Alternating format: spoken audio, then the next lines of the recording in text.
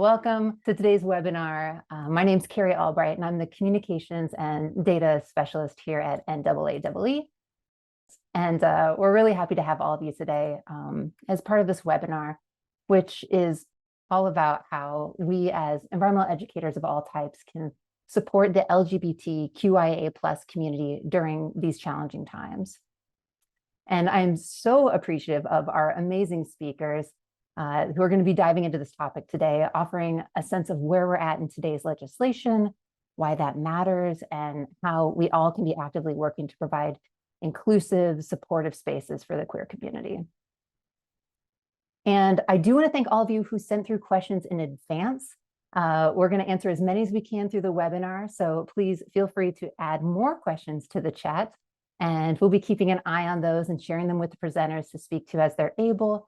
And we also appreciate your feedback. And you can see on the screen, there is a QR code that links to our eeWEBINAR survey. You can complete that at any time. And we're always eager to hear what insights you're gaining from being part of these conversations and what additional topics you're interested in learning about in future webinars. So we'll also share this link in the follow-up email where you get the recording. Yes, you will get the recording, you will get the Zoom chat, and you'll get the resources and slides from our presenters today. So look forward to that, and we look forward to hearing back from you as well. So for those of you who are new to this webinar series, it's all about bringing new ideas and speakers and insights to the field of environmental education and beyond. And this webinar is also part of the Inspire series, which is our partnership with the U.S. Forest Service to spark new ideas, ways of thinking in the U.S. Forest Service conservation educators. And we have a big thank you to Heidi and Melissa for all they do for the Forest Service, for their work in conservation, education, and supporting so many across the country. We really, really appreciate it. We also really appreciate our co-hosts in the affiliate network, over 50 state, provincial, and regional affiliates representing environmental education professionals working all across North America. I know we have a whole bunch of affiliates represented here today, so welcome to all of you. And again, thank you for all you do. And also a big thank you to the EPA and to our EE360 Plus partnership, which helps support this webinar series. So we really appreciate that and couldn't do it without them. So before we kick off, really quickly, a Zoom reminder. Everyone is muted, but you can talk to us through the chat, and we do have closed captioned. So if you click on the little CC, you'll get those captions, and they come in 31 languages. And our hope is that everyone in attendance is able to learn from this webinar in the language that works best for them. So if you have any technical needs, please reach out in the chat, and we'll work to help you get what you need.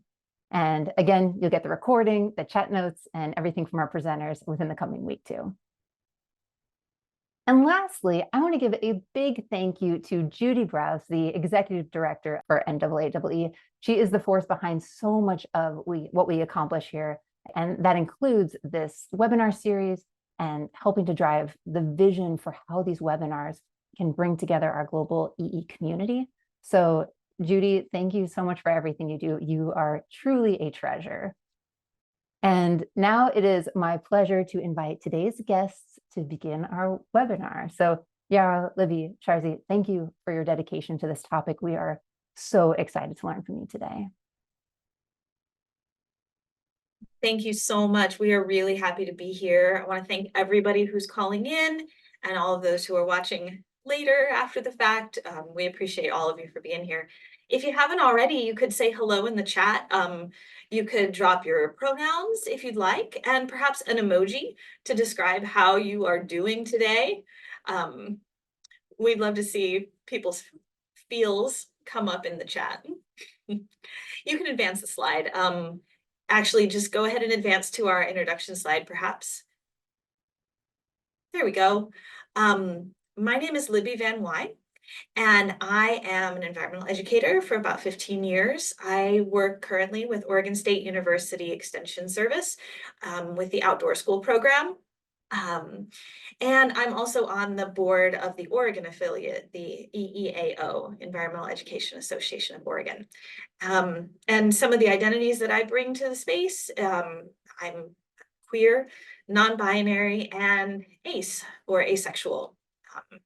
and sexuality is a spectrum. So I'm on the spectrum. And I will pass it to Yarrow to introduce themselves. Hi, everybody. I'm so glad y'all are here today. My name is Yarrow Koning. I use they, them, theirs pronouns. I'm a queer, non-binary environmental educator, been working in the field for about 6 or 7 years now. One of the organizations I'm with today is Queers for Climate Justice. I'm the co-director and impact campaign coordinator of a film we put out called Can't Stop Change, Queer Climate Stories from the Florida Front Lines, which you'll hear a little bit about later on. I can pass it on to Sharzi. Thanks, Yarrow. Hi, everybody. My name is Sharissa Jones, but I also go by Sharzi. Either is fine. My pronouns are she, her, hers. And like Libby, I also work for Oregon State University Extension Service Outdoor School. I'm the outreach and inclusion coordinator for the program, as well as being a doctoral candidate in the College of Education at Oregon State. I have been in the environmental education field for about 19 years. Oh, that's a long time. Doing this type of work and really excited to delve into this conversation with you all today and get really good questions from you all and hopefully answer some questions that you all have. So I'll pass it back to Libby. We can go on to the next slide.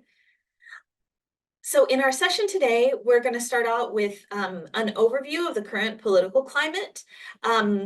And that's going to be followed by some of our reflections on the current and potential impacts that this cultural milieu that we are currently living in, maybe and the way that it's affecting environmental education in our field, both our students and our fellow educators in the field.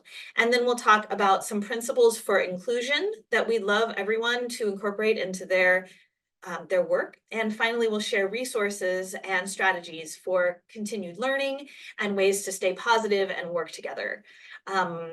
We want to acknowledge that some of the topics we'll be covering today can bring up difficult emotions.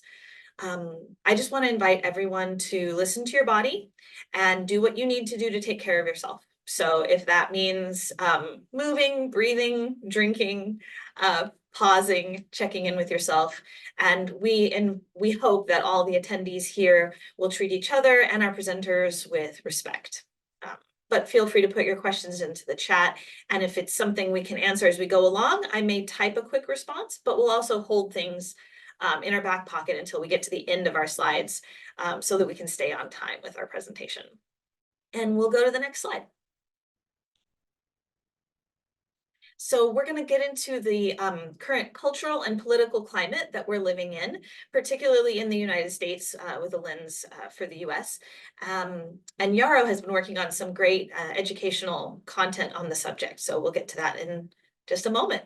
And you can click and I'll pass it to Yarrow. We can go on to the next slide, please. Great, thank you. So we put here that LGBTQ rights, queer and trans rights are a defining issue of this decade. So just over the course of the past couple years, we've seen an exponential rise in legislative and cultural attacks on queer and trans communities in the US, but also globally. So within the US, the ACLU has been tracking over 500 pieces of anti-LGBTQ legislation this year alone. And you know, it's only May, we've got time left. And that is up from like 400 last year and then 300, 200. It just like keeps going up every single year in the United States. And in addition to those legislative attacks, there's also been an increase in hate crimes and in hate speech against queer and trans folks.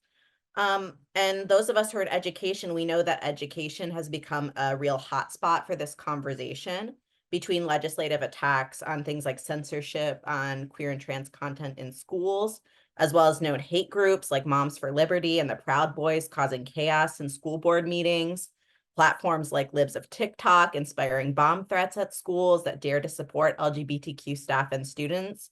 Education has become just like such a big hotspot for this issue.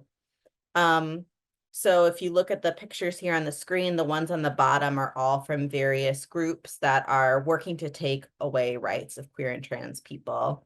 And then the photos up top are all from resistance movements, which have also been increasing and are often led by queer and trans youth who are the most impacted. So that brings us to our question, which is, what does all this mean for environmental education? What can environmental education organizations who care about equity, human rights, and the well-being of LGBTQ staff and students do? We can go to the next slide, please. So there are kind of 5 big buckets of legislation that we've been tracking happening in the United States. And of course, the legislative landscape is changing really rapidly, and there are major differences across states, counties, cities, etc. So things that I might say here, they might not be true in your state yet. But in general, the 5 major trends we're seeing are legislation related to healthcare access for queer and especially trans folks, legislation related to bathrooms, so things like bathroom bans, legislation related to who can play in team sports, censorship related legislation, and outing legislation as well. We can continue, please. So the first bucket we want to look at is just healthcare criminalization. So this is legislation that bans and criminalizes access to gender affirming care. So that is things like hormone replacement therapy, certain gender affirming surgeries, puberty blockers, etc. A lot of this legislation has been focused on trans youth, and in those cases, states are trying to completely take away gender affirming care. Like, that's their ultimate goal, is to take it away entirely. But a lot of this legislation also limits access for adults too. So that happens through things like restricting insurance coverage. So saying insurance can't cover this type of medical care, and also allowing transphobic medical providers to refuse services. And then finally, some of this legislation actually creates felony charges for healthcare providers who offer this kind of care. And of course, this really harms trans folks, but it can also negatively impact cisgender people as well, as some cisgender people rely on the exact same medications and procedures for various medical conditions. We can go on. The second bucket is sex-separated facilities, also known as bathroom bans.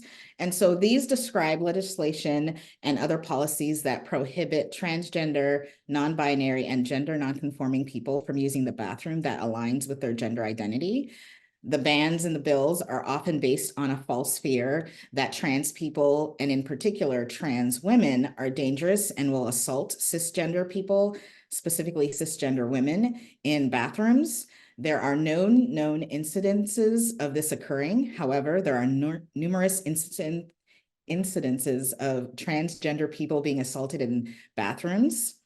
Many of these bills focus on K through 12 schools and other youth-focused contexts, but some have tried to prohibit bathroom access in public spaces more broadly. So they are bleeding into other aspects of our society.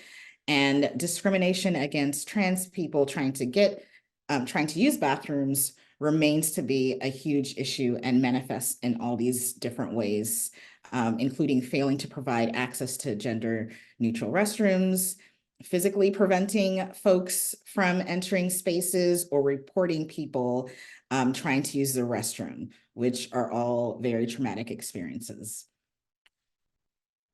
Next slide, please.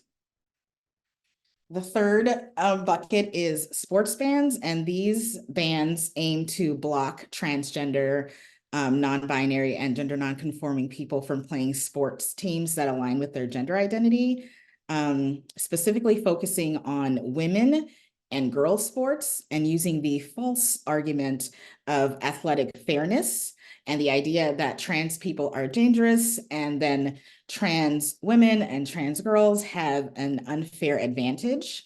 Many of these bills include incredibly invasive enforcement methods, including genital inspections, chromosome tests for women and girls suspected of being trans. It brings an element of surveillance and fear, and is claiming to solve a problem that doesn't exist in a small pool of transgender athletes, and little to no evidence of them having any kind of meaningful advantage over cisgender athletes. This also impacts cisgender women and girls as well, because then we start to see policies surrounding what people should look like. So what does a real girl or woman look like, and how should they behave, and what kind of athletic prowess they should be showing, and what prowess is an indicator that they are a false woman or girl in the spaces. And so while there is an obviously disproportionate risk to anyone who is openly trans, it is just one more example of how the gender binary is harmful to literally anyone and everyone, and why even within environmental education, we should be paying close attention to the different attacks that are happening towards LGBTQ plus people, but specifically within the trans umbrella. Next slide, please. All right, thank you. So as educators, I think we are all interested in this concept of censorship. Censorship bills seek to ban books and materials, and maybe even prohibit the discussion of topics that are seen as controversial. And these topics usually include discussions of race, gender, or sexuality. These pieces of legislation sometimes roll together a target on BIPOC individuals and also LGBTQ plus individuals. These communities are experiencing a lot of censorship, and people who have these intersectional identities that carry multiple marginalized identities at once are experiencing this in an exponential way. Censorship bills are spilling over beyond K-12 schools. They sometimes impact universities, public libraries, and even non-formal education or out-of-school programs. Again, these types of bills seem to fall under the idea of parental rights, or the rights of a parent to control what information their children are receiving, and what information our young people can and can't access. So this is something to keep our eye on as educators, so that we understand the new censorship legislation that might be at work in the schools that we partner with or that we work with in our programming. And if you go to the next slide. The final bucket of policies that we want to cover are considered to be outing bills. These are policies that mandate teachers, administrators, and counselors, anyone who works in a school, to out a student as LGBTQ plus to their parents. These bills are disguised sometimes as requiring administrators to report on any changes in health-related issues or any changes on the social supports that a student receives at school. And this is usually interpreted to include if the student has asked people to use a different name, or asked for accommodations, or asked people to use a different pronoun. So the outing of LGBTQ plus youth to their parents without consent can be seen as a violation of that student's basic human rights. It can also place young people at a great risk for abuse and discrimination within their families. We're going to touch upon some of the mental health risks that young people experience. But as you can imagine, forced outing is not good for anyone's health and well-being. Additionally, some of these policies may actually require schools to out an LGBTQ plus youth, not only to their own family, but maybe even to parents of other students, such as requiring administrators to tell parents if a child on a sports team or an overnight field trip or an outdoor school experience are going to be staying in cabins with other students. And this creates a culture of fear, surveillance, and vulnerability to bullying. As you can imagine, this can have disastrous consequences for people who are already at high risk for mental health concerns and self-harm. So we are deeply concerned about these bills as well. You can go to the next slide. So those were the 5 big buckets of legislation that we wanted to highlight. For those of us in environmental education who work with the environment, we know that environmental issues are not separate from issues like social justice, like human rights, like the well-being of all of our communities. So one of my passions as an educator is to kind of look at and map out those places where social and environmental justice intersect, especially through the lens of like queer and trans communities. One of the projects that I'm involved with right now is this new documentary about the experiences of queer and trans folks in Florida who are living at, who are dealing with the intersections of right violence, especially against queer and trans people, as well as climate change issues. So just to kind of show how all of these issues are intersected, how they overlap with each other, we're going to watch a short clip. This clip opens with someone named Valencia Gunder. She is a queer Black community organizer who's involved in climate education and disaster relief work in Miami. So we can play the clip. People, climate is a threat multiplier, right? So the communities that are already facing social ills, right? So queer and trans folks that on a regular basis that can't find housing, that don't get opportunities to jobs, that don't have opportunities to resources to raise their families and be safe, and access to medical support that they need regardless of whatever it is they want to do with their lives. And then a storm hits you, a shock. Right? And a storm, I'm not just talking about natural disaster storms, because Florida, we have to worry about that, right? But let's talk about these legislative storms and these policy storms that we also are dealing with, right? And to me, when people look at like climate justice, when people look at climate disaster, when we look at policy disaster, because that's what I'm calling this whole legislative session, it's a policy disaster, honey. A policy disaster, okay? Our youth is being attacked. Our educational system is being attacked. Queer and trans folks are being attacked. Parenting is being attacked, right? Women's autonomy to their bodies have been attacked, right? Our right to protest, our right to expand our minds on education beyond what they want us to learn. When we look at those things, right, when people are already trying to paycheck to paycheck, I'm trying to feed my family, I'm trying to pay my bills. I don't have time to read a 200-page piece of legislation. Then the shock comes, right? And then that's when you notice the true vulnerability of these communities.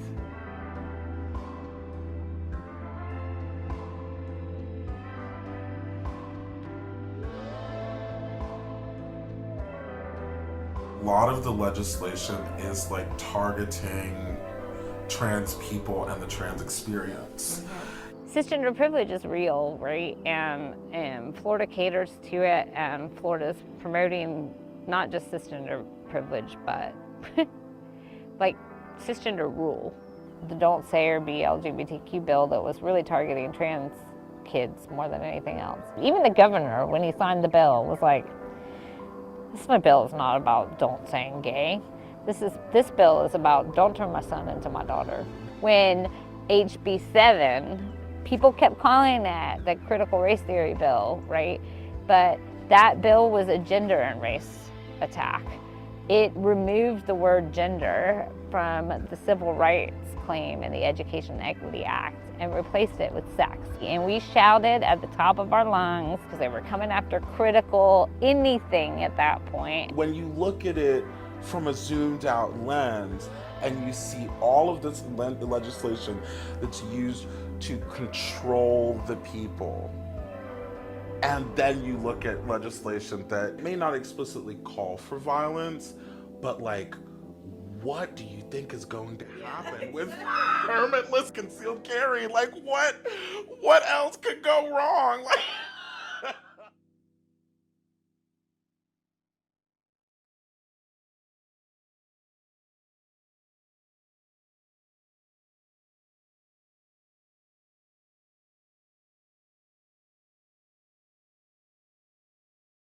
Thanks for watching that. We can get the slides up and go to the next slide. Later in the presentation, we're going to share some resources to y'all, and that'll include a link to more information.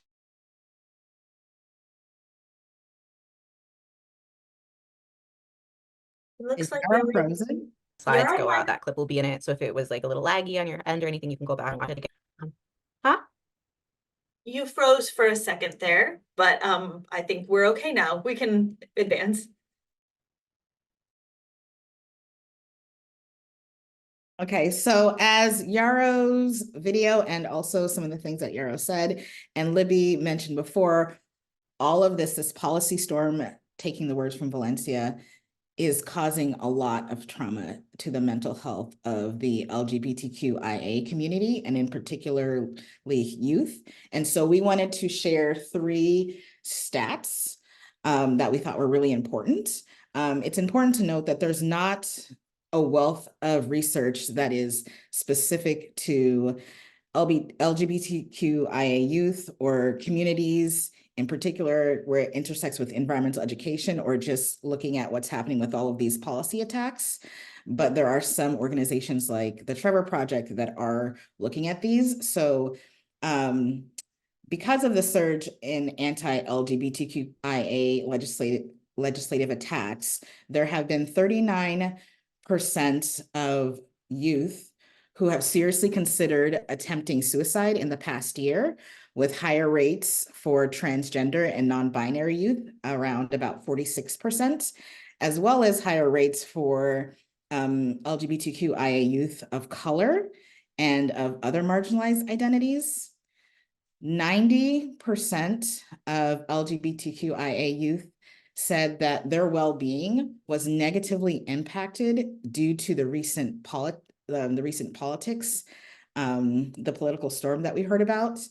And then more than half, about 54% of transgender and non-binary young people found that when their school was gender affirming, they reported lower rates of attempting suicide. So it's really important to think about how can we have spaces and policies that are gender affirming to support the mental health, the health in general of the LGBTQIA community. Next slide, please. Thank you. And even though there's little to no research about how environmental educators who are part of the LGBTQ plus community are experiencing their work, there is still some information about queer employees and the workforce. So the Center for American Progress, in conjunction with the independent nonpartisan research group and the University of Chicago, conducted a survey of LGBTQIA plus adults in the United States. These employees across the workforce face increased incidences of workplace discrimination and harassment. So 70% of transgender respondents experienced harassment or discrimination in their workplace just in the last year. 37% of LGBTQIA plus individuals experienced verbal harassment in the workplace in the last year. You can see that the transgender subset of the larger queer community experiences this discrimination, harassment, and verbal abuse at significantly higher rates than the rest of the queer community. And also, about 34% of people have left a job due to the treatment they received from their employer. And I will say that I can add myself to that number and count myself among that 34%. So finding a safe place in your career can be very difficult. And so it's important for us as coworkers, colleagues, managers, and hiring teams and HR administrators to look at things from this lens. We can go to the next slide. Another impact that we're seeing is migration and movement. As the video said on the closing slide, no one leaves home unless home is the mouth of a shark. And due to the increasing political, medical, and professional harm that people are experiencing, we have many LGBTQIA plus individuals who are moving to new states. So there's recent data from saying that somewhere around 8% of transgender people have already fled the states that they were in, and an additional 40% of trans people are considering fleeing to different states. 45% of trans and non-binary young people were reporting that their family considered moving to a different state because of the state of LGBTQIA related politics and the changing legislation in their home state. Now, given that these people move with their families, usually, this level of migration can really balloon into numbers that could rival the Great Dust Bowl migration of the 1930s. But with anti-trans legislation on the rise throughout the country, there's no guarantee that the place where you will end up will not begin to enact these kind of laws. Can you click to the next slide? So migration, I think, matters to us as educators and as people who serve our communities. Next slide. We see that as LGBTQIA plus folks are forced to flee from their states, this impacts the communities that they live in, breaking up families and putting strain on already challenging social dynamics and marginalized communities. You can go to the next slide. We can also expect that there will be a loss of institutional knowledge. Many of us work in organizations where institutional knowledge is really important, and the staff members who've been with our organizations for a long time carry a lot of wisdom about our work. And this, I think, can lead to some shifts in our organizations, as we can expect these people to move and to change organizations. Next slide. And for environmental education in particular, a lot of what we do is founded on a deep knowledge of place, an understanding of the bioregion in which we educate. And so educators who are displaced from their bioregions will lose that ecological knowledge that we were using to give the best high quality education to our students. And next slide. I just want to point out again that these risks are much higher for people who have intersectional identities. So people who are queer, but are also part of other marginalized identities, like queer and trans BIPOC folks, they need to navigate additional threats to their safety, making their home spaces, their workspaces, their educational spaces even more challenging and potentially dangerous. So I feel like all of this is very crucial to our profession and something for us to keep in mind. Next slide. Thanks, Libby. So as Libby said, it really is important. It's crucial for us within the environmental education profession to think about how this impacts us. And we really wanted to talk about the strained relationships in the EE profession. So anti-LGBTQIA plus policies are negatively impacting our ability to teach environmental education in ways that are equitable, inclusive, and culturally responsive. This screenshot from NAAW's website shows that they and so many of their members and affiliates recognize that justice, equity, diversity, and inclusion are essential to the success of environmental education. And yet, even when organizations are doing the work of including LGBTQIA people, they must now navigate a landscape where some of their inclusion policies may be frowned upon, even illegal, especially in public educational institutions. So it's really important for us to understand the political landscape as we've laid out for you so far. Informal educators, guest instructors, third parties are going to be affected by anything that controls formal education spaces, because that's who we contract with when we do our programming. This can strain relationships between non-formal and formal education sectors, as well as relationships within the EE field, as instructors are compelled to teach in ways that do not align with the field's best practices and interests.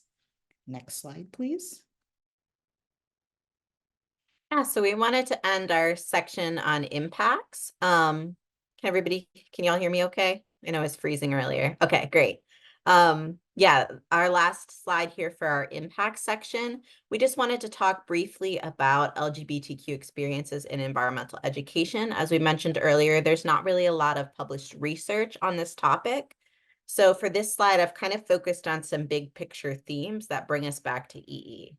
So the first is that LGBTQ people in environmental and outdoor education fields unfortunately experience the same forms of discrimination found in other spaces. The little research that we do have from outdoor educators and staff and things like that all point towards these same dynamics we see in other fields are in our field as well. The second is that LGBTQ people may feel disconnected from nature due to concerns about their personal safety out in the natural world, as well as claims that LGBTQ people are unnatural. So a lot of homophobia and transphobia is rooted in this idea that queer and trans experiences are wrong. They're perverted, they're deviant, they're not represented in the natural world. And there is some interesting theorizing that those beliefs can create a disconnection from nature, which, as those of us in EE know, like, connection to nature is really important for so many other pro-environmental behaviors that we want to be educating people about. And then the last one is just my little plug, is that same-sex behavior, sexual behavior specifically, has been documented in over 1,500 species, and the list keeps growing. Nature is really queer. There's a lot of gender and sexual diversity in nature. So if we as environmental educators want to be about the natural world, that is part of the full story of what the natural world is, and we need to include it. We can go to the next slide, please. So what does all of this mean for the field of education broadly and environmental education more specifically? The next few slides will cover current impacts we're already seeing, as well as future possibilities. Next slide, please. So I'd like to share some recommendations about how we might support our students and fellow staff members during this time. So first of all, openness and support are key. In my opinion, we need to normalize discussing these topics because shrouding gender and sexuality with a shame or taboo is only exacerbating the problem. So while we would never want to broach a topic that would out someone without their permission, I think in most other situations, it's vital to have open conversations and listen deeply. And remember, you don't need to understand the journey that someone is on to be supportive of their journey. We want to point out that language matters as much as possible. We want to strive for non-gendered language. It can be very difficult, but please respect people's pronouns. And if you slip up, which many of us do, simply apologize, acknowledge your mistake, and allow the conversation to move on. For staff and students who might be going through gender transition, we need to acknowledge that there are a lot of physical challenges that come with those changes.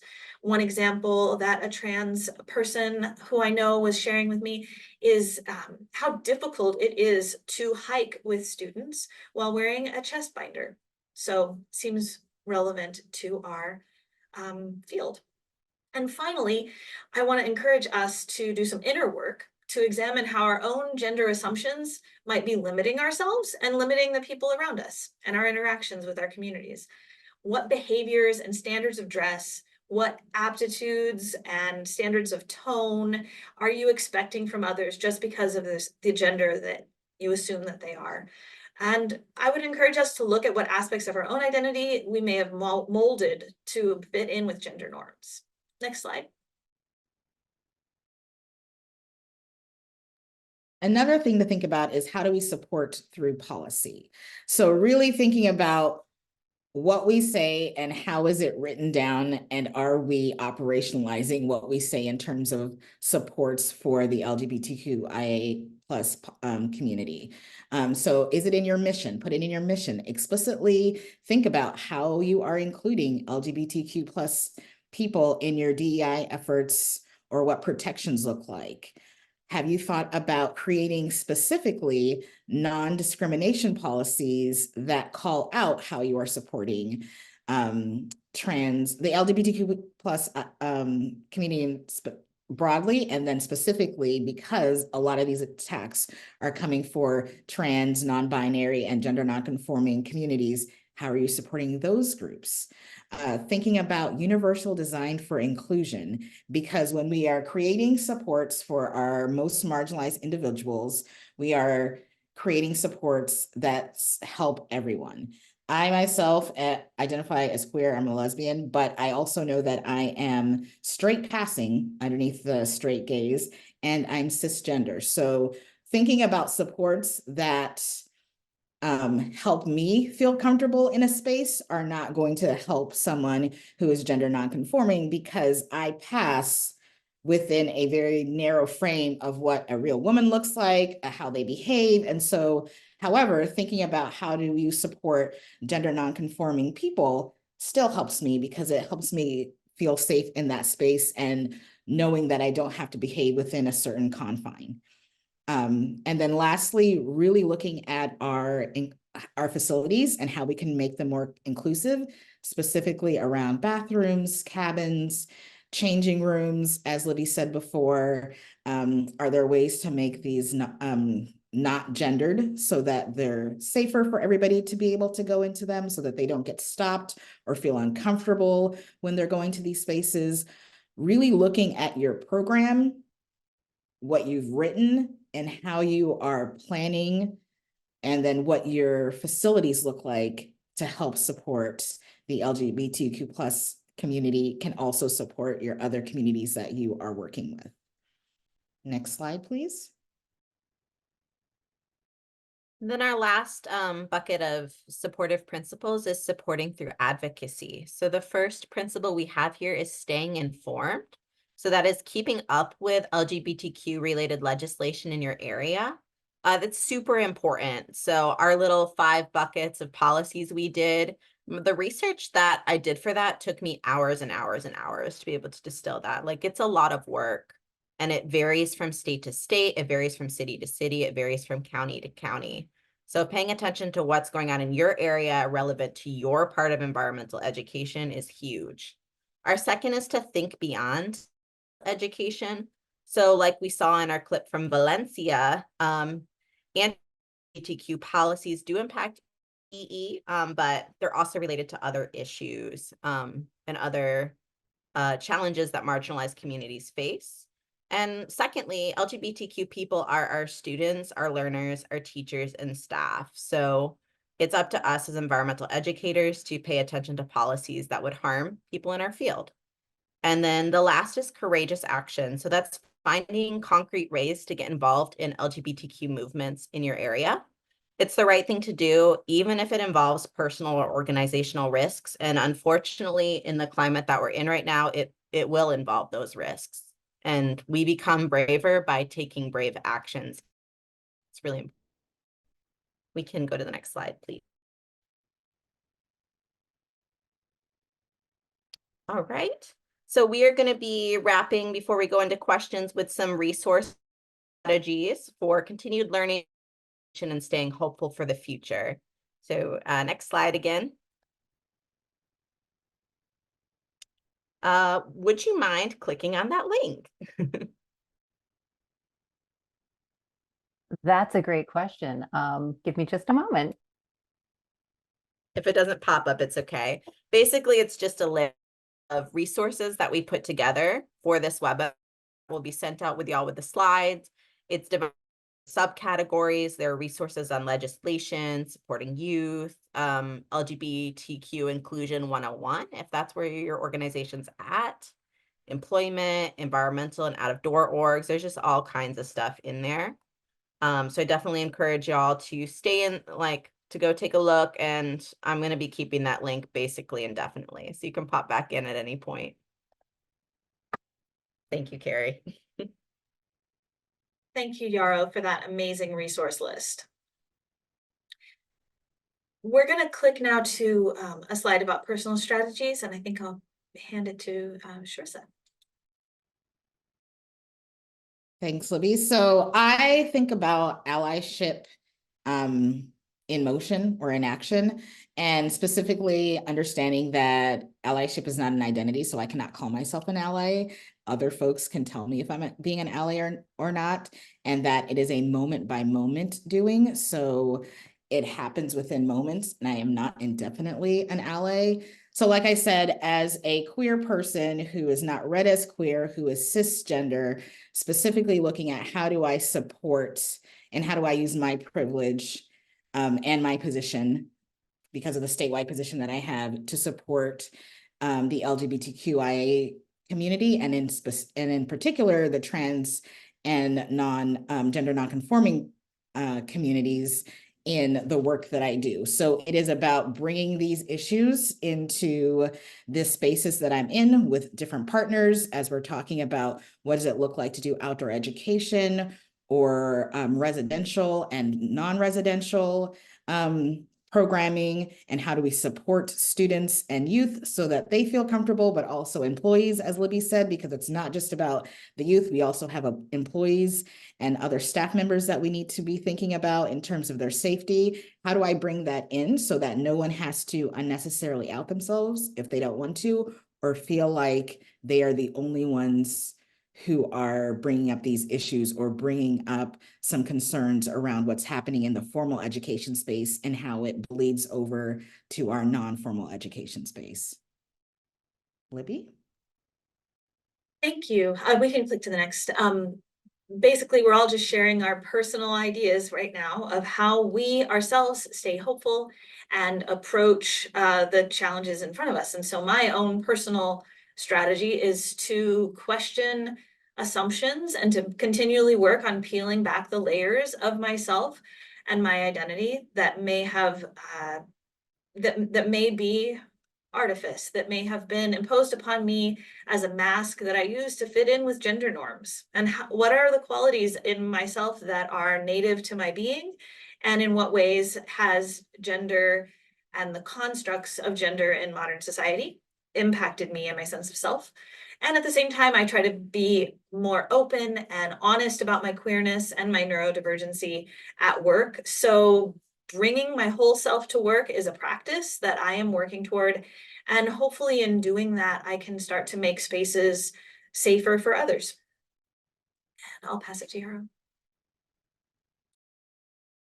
Yeah, Carrie, you can bring it. Thank you. So what brings me a lot of hope right now is just attuning to queer and trans experiences in the natural world, whether that's getting out in nature with queer and trans folks, or geeking out about like gender and sexual diversity in butterflies, in bonobos, in like the list goes on and on and on.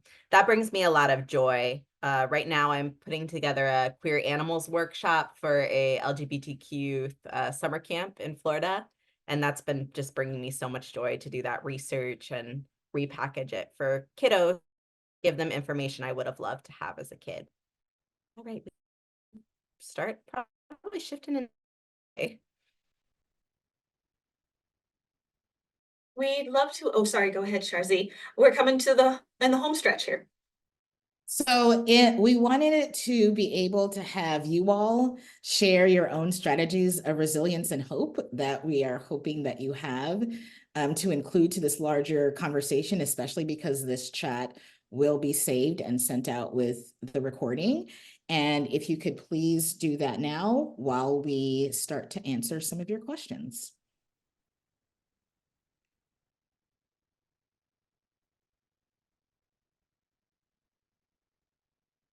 Feel free to unmute yourself if you'd like to share a question. And I am also going to put a link that I think might be helpful to Layla's question about some examples of specific recommendations.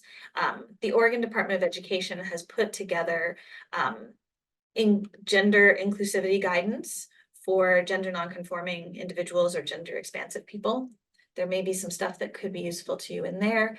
And I believe that our 4-H organization over here in Oregon has some policies, but I couldn't find the link, Sharzi.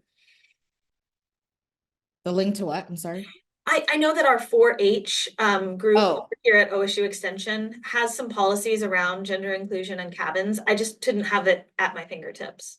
I can send it to Carrie and Judy so they can send the link when I find it. And then Ellie, to your question about strategic partnerships. So I'm not sure if I'm understanding your question correctly. I'm not sure what NAAE is doing. However, in terms of how Libby and my organization, so the OSU Extension Outdoor School Program, we are looking at partnering with other extension programs who have a really strong connection to the rural communities, so that it doesn't look like we are coming in from the city or urban spaces and telling them how they should be addressing certain problems or telling them what their problems should be. So there's a lot of outreach and relationship building that we're doing with extension programs who already have rural connections. With my position, because I'm the outreach and inclusion person, I've also started reaching out to different counties and starting to do research to see who are the organizations in those spaces that have the intersection of they're working with rural communities and they are talking about LGBTQIA plus issues. And so really starting to figure out what does that look like for them? How open are they about the strategies they use? Because depending on where they are, that may or may not cause some issues. And in terms of the power differential, in that I am with Oregon State University, which is the largest university in Oregon. And so there's some protection for me if I go and ask those questions versus community members. That's kind of how I'm starting developing those relationships and seeing what does it look like to support them and what kind of language they use in their outreach, in their brochures, and how they start to design their programs so that I am not overstepping or outing any part of what they do, which I hope answers your question somewhat. Another question that I see that was submitted when people registered was, how do efforts to include and support queer people support overall inclusion? And I kind of feel like that's a good question, because it touches on something that Sharzi was mentioning about universal design, and that in creating a space, a culture, a work community that's inclusive of the most marginalized people, the people who have intersectional identities. In doing so, we are creating a more supportive space for all people. And the rising tide, I guess, as we say, lifts all boats. And anything that we can do to allow for flexibility in our understanding of the social constructs of gender and sexuality will be, I think, in my opinion, liberating for all of us who don't necessarily fit a cookie cutter or binary definition of humanity. So I feel like that's an important point. Are there any other questions we want to draw out?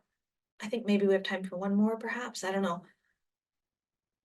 Do you want to answer the question that both Miriam and Layla had about overnight programming and how they both had somewhat similar questions, co-rooming guidance on best practices for multi-day programming and working with teams in overnight programs? Did you see both of those? And thanks for putting that in.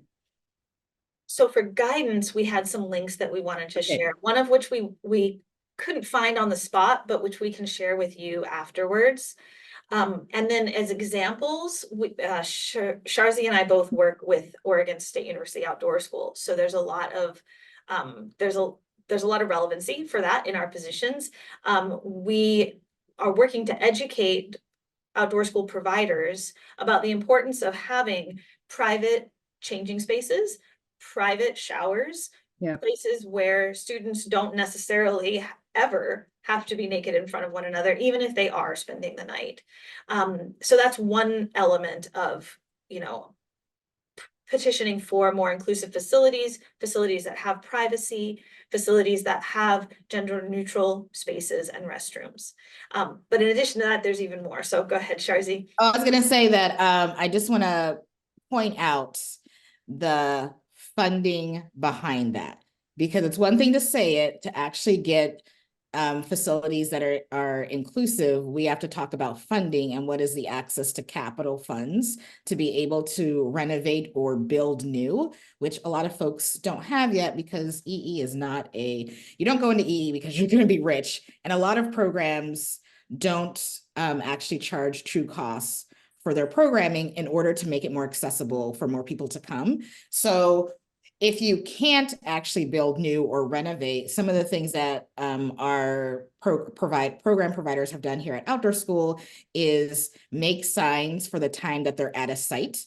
So, because a lot of them don't own their sites, that changes bathrooms to being non-gendered. It changes spaces to being non-gendered. With cabins, they work with the schools to see like how are the schools, how do they address gender within the schools? And then especially a lot of our schools are very forward thinking in that, and they're gender affirming. And so when they're setting up cabin assignments, they're doing that with the teachers, and the teachers are like, yes, we want all of the students who feel comfortable together because they're gender aligned to be together. And that includes, this is how we're broadly defining what that looks like. And so they work with the schools. Sometimes they will call and have one of us be at a meeting if they want to have more support, and to say that we actually support that because we fund those programs, so that they can have that little buffer to say the funding agency will support this if you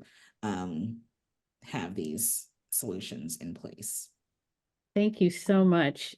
Such great insights, resources. Just can't thank you enough for all of you being here, but you are presenters. Let's give a virtual round of applause to the three of them. It's fantastic. We will be sending you out a recording. You'll get a chat. You'll get a copy of the chat. There were resources in the chat as well. This is an important topic. And we need to keep talking about it within our programs, within our boards, within our staffs, within society in general. We have to stay true to our values no matter what happens politically. So thank you all for being here and for that wonderful presentation. And just a few closing slides here.